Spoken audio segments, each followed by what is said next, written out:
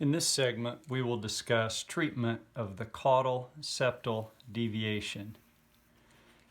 And here, if you can imagine, this is a mid-sagittal view of the quadrangular cartilage and the bony cartilaginous junction.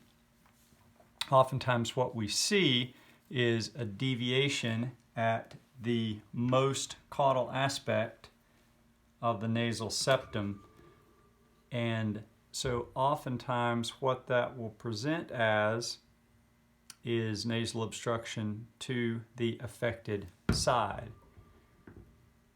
These are treated in an algorithmic approach.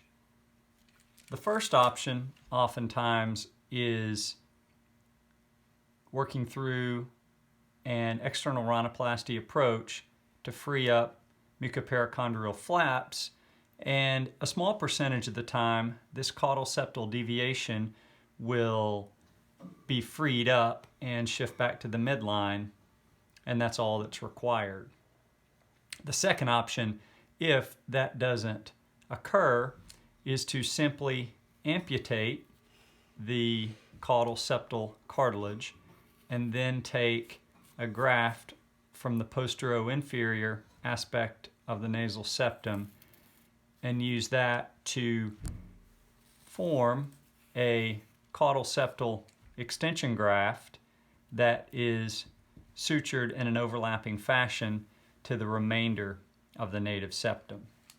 Now, the most severe type of septal deviation that we see is one where the caudal septum is deviated and then there are other deviations such that the cartilage is deviated in multiple dimensions.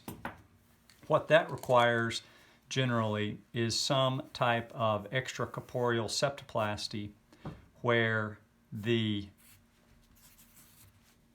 keystone area is kept intact, secured to the perpendicular plate of the ethmoid, and the remainder of the nasal septal cartilage is removed, and then some type of L-strut is fashioned to reestablish dorsal and nasal tip support.